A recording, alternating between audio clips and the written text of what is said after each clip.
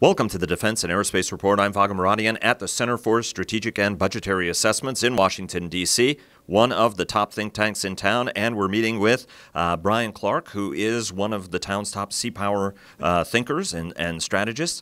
You're just fresh off from Capitol Hill, where you did a little bit of testimony, and we want to talk to you about that. But more importantly, Brian, I want to start with your report, Restoring American Seapower. It's one of the three parts, the three reports that are going into sort of mapping the future of American Seapower. It was in the NDAA last year. Obviously, the Navy did its own assessment and found that the future Navy needs to be at 355 ships. Trump administration has put a target of 350 ships. MITRE Corp, FFRDC, the federally funded research and development center, found 414. You guys found between, about 342 up to 380, depending on how the rules go. What I want to start off with is, what are some of the most salient features of your report? What are some of the things that you guys are recommending as it goes into this whole wider fleet architecture mix? Well, thanks, Vago, for having me on. And I'll say right off the bat that the two major features that are different about our fleet architecture compared to the other two was, one, we have a larger surface combatant fleet that's more diversified than today's surface fleet that the Navy has, or the one that they even recommend in the future. The Navy has got a very large number of large surface combatants, destroyers, cruisers, and then a small number of small surface combatants or littoral combat ships.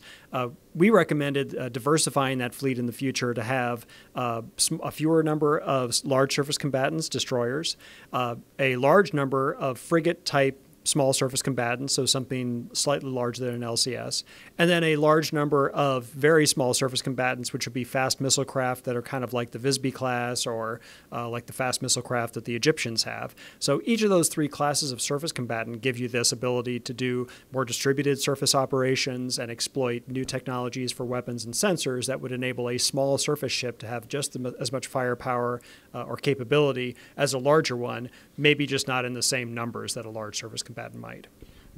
What are some of the technologies that you find that are going to be critical? Because there are those who say that range is the most important thing, especially as we're looking at Pacific threats.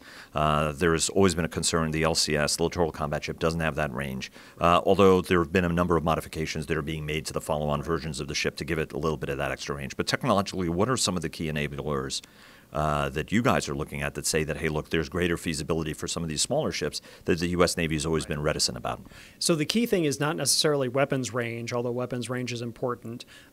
You have to also be able to fire effectively at that range. If you think about Wayne Hughes' idea of fire effectively first, well, the effectively comes into play now, because if I cannot effectively target my enemy and understand exactly where he is and maybe understand exactly what kind of defensive disposition he might have, I might shoot a salvo and miss him, or I might shoot a salvo that's not large enough to be able to defeat his defenses, in which case I've wasted those weapons. So firing effectively involves some degree of ISR and targeting that maybe we need to think about putting as a priority over just weapons range itself. So what we've put into our fleet architecture is unmanned vehicles like the Tern, which is a DARPA program to build a long-endurance, vertically launched UAV that could be shipboard, as well as smaller UAVs like the Scan Eagle, which has a lot of endurance and can be a very capable targeting sensor, even a search sensor in the future fleet. So having UAVs like Tern and Scan Eagle on smaller surface combatants gives them the ability to target the enemy effectively. And if they're remaining in emission controls or MCON themselves and not using active sensors, they can try to remain undetected or may be able to remain undetected so that they could get the first shot on the enemy, even if their weapons aren't quite the same range as what the enemy might have. And what about vessel range, though? I mean, there's you're a nuclear submariner by background, so obviously, the gas tank is not as much of a primary concern of yours, but it is for almost everybody else. And the concern there has been that, for example, littoral combat ship, does give you that speed, but then at speed, it's burning gas. You need more oilers, and those are actually the most cherished commodity in the fleet, are actually the oilers. What about vessel range, and how important is that in this mix? So it's hugely important in terms of just endurance, not so much of range, but it's endurance that's the problem. So one thing we focused on with regard to our small surface combatants in particular was ensuring that we were proposing ones that had long range. So a frigate in replacement of an LCS would be able to have a longer range because it could carry more fuel because it's a larger ship, but it might also have a propulsion architecture that's maybe more amenable to longer range, longer endurance, but slower speed operations. We don't believe that the speed at the LCS can do is necessarily generally what you need to have in a future small surface combatant, and that a ship that's got a diesel generator-based propulsion system might be more affordable, efficient than what you would have with this combination of CODAG, gas turbine, and diesel generator like you have on the LCSs. The reason that the endurance is important is because the way that we postured our fleet in our fleet architecture, which is one of the other features that we found that we did differently than the other two studies did, was we postured forces permanently in regions where they would remain for the entire duration of their deployment cycle. So ships and crews would do multiple deployments to the same region year after year, as opposed to going wherever the particular demands might take them. So that allows them to focus on their missions and the threats and objectives in that area. But it also means they don't need range as much as they need endurance to improve the efficiency and reduce the tax on the oilers. And also you're reducing transit, a whole bunch of other things. Everybody's forward and folks are falling in on those crews. Let me go to your LCS decision. I mean, there are a number of folks have suggested sort of curtailing that program. You guys also have talked about curtailing the program. What are some of the attributes you'd like in this, if you will, heavy frigate? There is a little bit of a groundswell of support for something that's longer range, greater capacity than an LCS. There are some folks who are very, very big advocates of the Danish design, the Iver Huitfeldt or Absalon or some modification of those classes. There are others who look at, for example, a navalized national security cutter, very, very high endurance ship that the Coast Guard already has in service. There's a hot American production line for it. What are some of the attributes you think this ship needs? So the ship needs to have, like we just talked about, long endurance. So it's got to have the ability to go 4,000 to 6,000 nautical miles on a tank of gas at a reasonable speed, which is something that a lot of these ships may not be able to do because they're not large enough to carry that much fuel, or the propulsion architecture doesn't lend themselves to that. They also need to be able to do anti-submarine warfare. That's a key frigate mission back through World War II. So they have to be able to carry a variable depth sonar and a passive towed array, similar to the package that the LCS would carry. So that needs to be a feature of our future frigate. And it's a feature of most of the frigates you see in European navies today. The last thing it needs to be able to do is air defense of a ship that's nearby, which means it's got to have more than simply a self-defense air defense system like a RAM or a CRAM.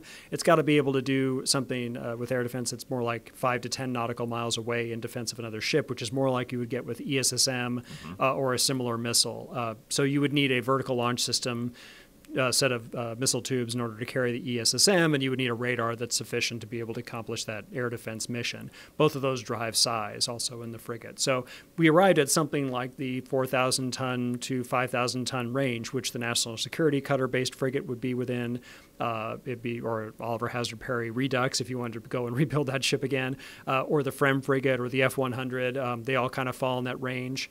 The Danish frigate would be one that might fall in that range. The difference being the Danish frigate isn't designed to be this much more multi-mission, modular a ship that you can change the mission of over time, as opposed to being purpose-built or permanently equipped with certain capabilities. So even if you bought the Danish frigate design, you'd want to permanently equip it with a set of mission modules, essentially. Yeah, and one of the things the Danes will tell you is that they skipped the VDS, the variable depth sonar, on it, in part because of cost considerations. And when it goes for range, I think one of the all-stars has got to be the National Security Cutter that at low speed is 9,000 plus miles. Let me take you to submarines on this. There are those who are looking at the undersea environment as being something that requires much more investment. We're looking at a bathtub getting down to 41 boats there. Admiral Murs, the whole leadership of the submarine force, has talked about. Admiral Richardson has talked about how we work our way out of the bathtub. How many nuclear-powered attack submarines do we need, and what does your mix look like?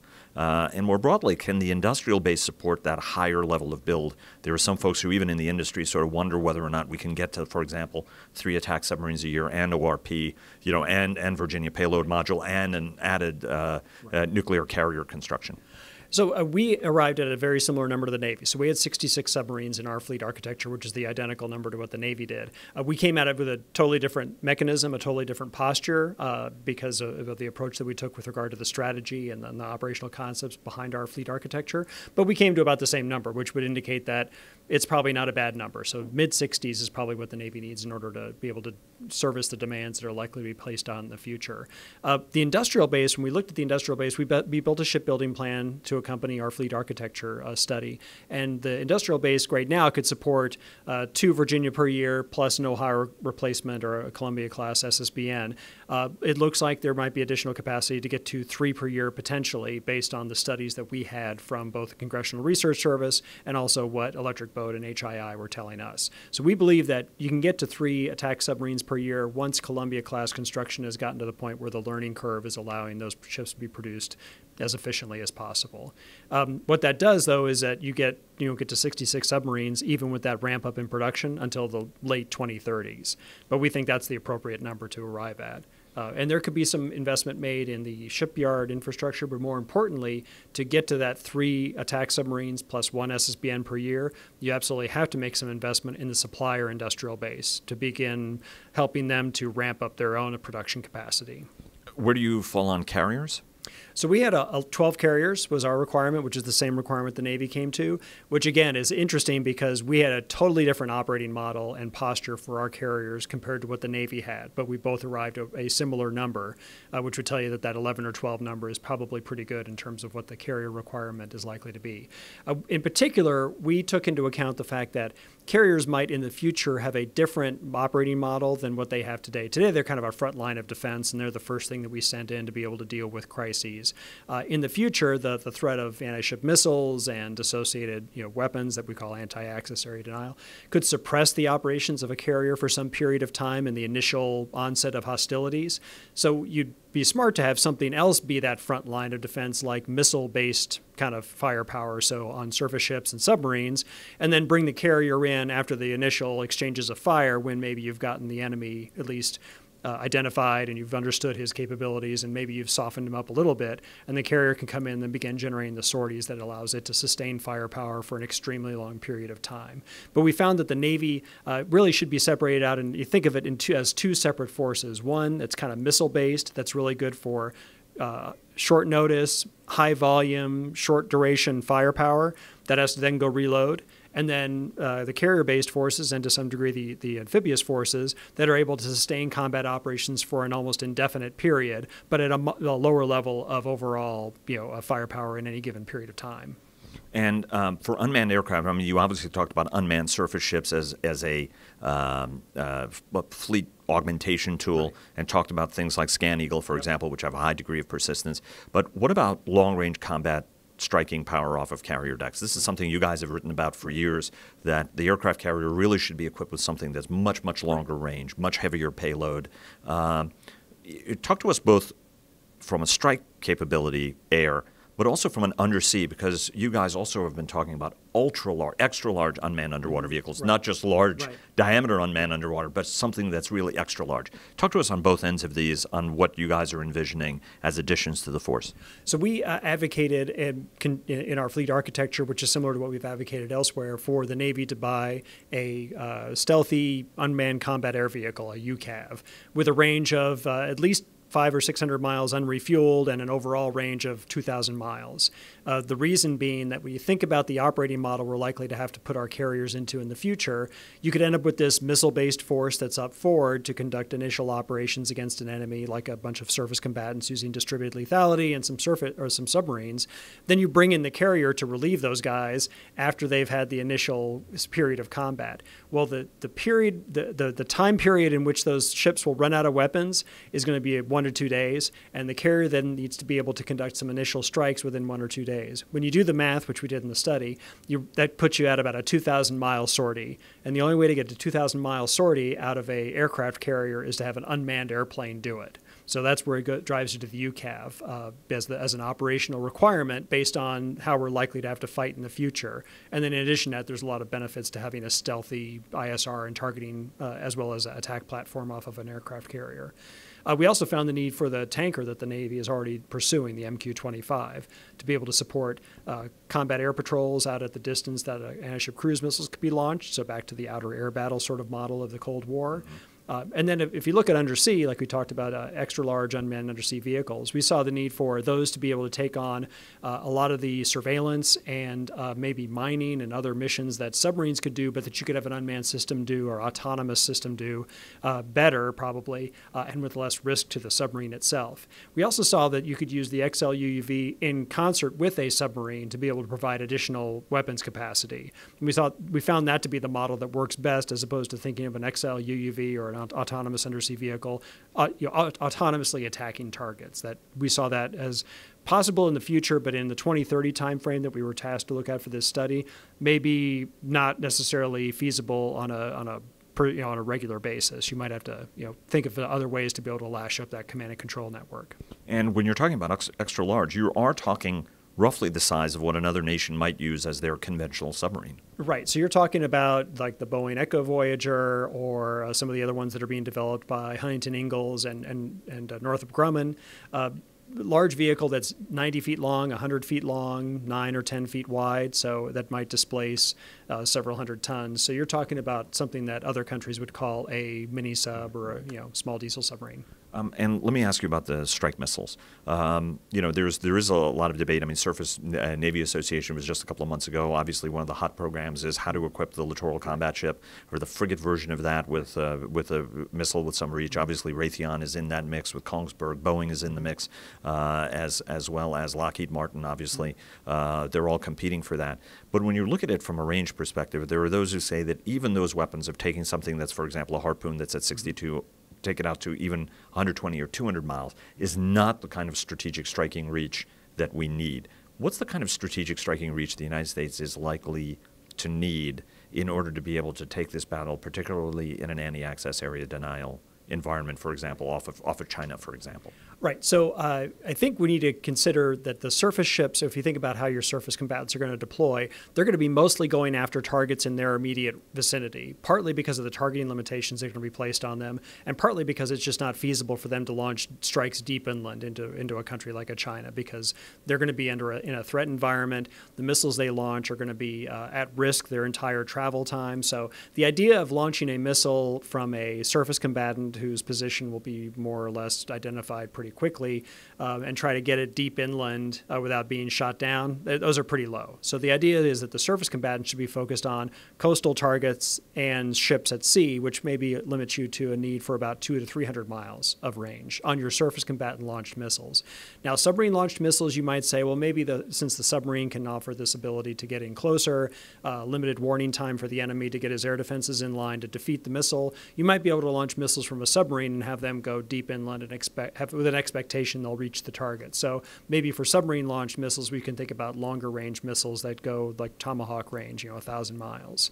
And how do you break the defensive cost curve? Because if you look at DF-21, DF-26, these are relatively low-cost weapons with enormous range, whereas what we're using are enormously expensive interceptor missiles, right. Very, very good, very capable, but very bespoke, very expensive. How do you break that kind of cost curve? Because this is a typically Andy Marshall problem here, right? The other guy's using very, very inefficient means to impose enormous costs on you.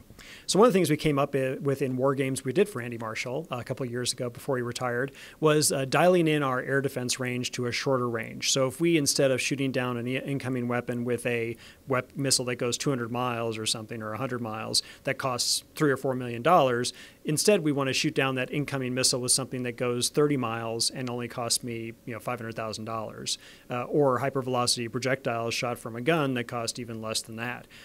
So the key, though, is to being able to reduce your cost exchange ratio is to go to a shorter range air defense system that's maybe got higher density or higher capacity, but can have the same lethality as that longer range system. Now it means you got to change your operating concepts and accept the fact you're going to get shot. You're going to accept weapons coming in at a closer range before you engage them. But that's the essential trade-off. It's just physics. If I want a weapon that's going to engage another weapon at hundreds of miles away, that's going to be an expensive weapon. Obviously, one of the important features of the submarine force are the 4 SSGN submarines. What's the plan for that? Because on the one hand, if you look at it from a Navy perspective, the Virginia payload module addresses part of that by putting 4 of those large diameter tubes on each one of the Virginia-class attack submarines. But the thing is, it's relatively late in the program. Each one of those are still a little bit on the expensive side, around $700 million each in terms of something you're adding to the ships. And there are those who say that it still doesn't give you that massed fire capability that you get from those 4 SSGNs. What's the right way around that to have sort of these heavyweight guided missile shooters that have proven so effective and important for us, including in a special operations support capacity? So one thing we found in the wargaming we've done and the analysis we did for this fleet architecture study is that if I'm going to put missiles in the vicinity of a territory and I want to get them there as inexpensively as possible, I should put them on surface ships.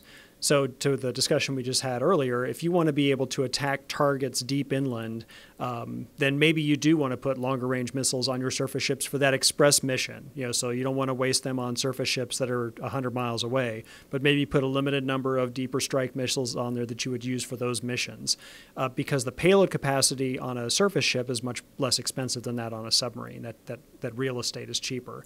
And that you would maybe want a small number of submarines that are able to carry some number of missiles that give you that extra ability to mass fires from an unknown location, or maybe to carry specialized weapons that have a really high degree of survivability.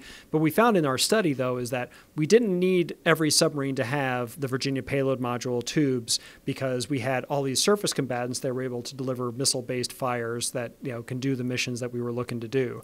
Also, it depends, how many missile strikes do you think you need to do deep inside of a country like a China or a Russia to accomplish what you think the objectives would be in a likely warfight. And we also found that there may not be as much need for those high-volume strikes deep inland as we might have done in a conflict that we were thinking about fighting 10 years ago. So that was a factor that drove us to think about the fact that we maybe didn't need as much missile payload capacity on submarines, so that we could accept the fact that we're going from the SSGNs to the Virginia payload module equipped submarines. And one last question. You were up on the Hill. What are the key messages you were delivering senators? You testified before the Senate Armed Services Committee. Yeah, so they were looking at ways to reshape and grow the military in answer to, obviously, the challenges we're getting right now from great powers like Russia and China, or even regional powers like North Korea and Iran. And the three things I told the committee that we really needed to focus on were changing the posture of today's military to get it more forward, to get it in the locations where it'd be able to intervene to deny or defeat aggression rather than responding to it after the fact. If Russia goes into the Baltics, we're not going to come in after the fact and try to push them back. We'll have to accept it, as we did with Crimea. The second thing I talked to them about was the need to reshape the military. So we got to really develop different capabilities and operating concepts so you can operate inside these areas. If you're going to be up there close to intervene, you got to survive there, and you got to be able to deliver firepower there in a way that's going to be able to deter the enemy from the aggression in the first place. And the last thing I talked about was the need to grow the military. The fact that the size of the military just isn't sufficient today to maintain the posture we have now, much less an even more robust posture. And that's causing the readiness crisis we're experiencing today in the force, because we don't have enough forces to be able to rotate them through and have sufficient time for training and maintenance between deployments. And so they go back out and they're not ready. But doesn't that present kind of a budgetary challenge? Because if you look at it, even some of the smartest minds in Washington are saying that this budget bump increase is probably 2-3 years. Obviously, the table goes up, but we're not going to have that degree of intensive spending. Is there a concern that you run out of money before you can execute this growth plan? So yes, but so you have to make some choices. So one choice I talked about with the committee was the need to reduce our level of current operations so that we can improve the readiness of the current fleet to try to extend its life for as long as possible, so we're not having to recapitalize as well as rebuild the military or grow the military. So you're not having to do the recapitalization and growth at the same time. The other thing I talked about is the need to maybe not invest in some of the capabilities that will not be as useful in the future. So there are some capability sets within each of the services that may not be as useful in the future scenarios we're likely to experience with these countries as they might have been in previous scenarios. So we might have to think about making some choices with regard to the kinds of force structure that we invest in. And what are some of those trade-offs that you would make? Well, so we may have to, in the Navy's case, decide between submarines and surface combatants, and between aircraft carriers and light carriers. So some of those choices maybe indicate to us that perhaps we need to slow down the production of large aircraft carriers, for example, just because we can't afford to maintain that large carrier fleet, and use the smaller CVLs that we advocate in our fleet architecture study to pick up some of that slack in the meantime until we can go and devote more resources to larger carriers. And tell us a little bit about that, because that's, obviously Senator McCain has been very interested in smaller. He had a lot of experience flying off of Essex-class carriers. In fact, flew off of the Intrepid, which was one of, a hero of World War II, obviously modified in the 50s, as so many of those ships were, to the 27 Charlie configuration that made them so effective off the coast of Vietnam. Legendary names like Hancock, Bonhomme Richard, obviously Intrepid and others served with distinction in that conflict, giving that extra firepower. And these ships could put a lot of aircraft out there and sustain them. In fact, I think the Intrepid still holds the fleet record, two catapults, most number of launches. What kind of characteristics do you think that light carrier needs, and how do those interact with the big deck amphibs in your guys' thinking? So initially, we advocate that the big deck amphibs be used as light carriers, so they would have F-35 Bravos on them predominantly, and so that'd be the larger part of their air wing, as opposed to today where they're only going to carry 5 or 6 aircraft. So that would give them enough F-35s to be able to support strike missions and fires missions for Marines that are being deployed by MV-22s that can go so much farther than their existing fires capabilities. The other thing we would talk about is at some point transitioning from this the CVL that's based on the amphibs of today, and decide whether we want to maintain the well deck or if we want to go and take maybe that same hull form and put catapults and arresting gear on it and make that a light carrier that could carry 30 or 40 aircraft, or do we want to then transition to a larger aircraft carrier that would be like a 60,000-ton aircraft carrier that's more like the Midway or the Forrestal class that was built up to be a larger carrier. What we thought would be appropriate was to stay in the 40 to 50,000 ton range, use a hull form that's more or less like the LHA, LHD, but maybe don't have the well deck on the future variants or future iterations of it, so that you could carry more equipment and fuel for the air wing.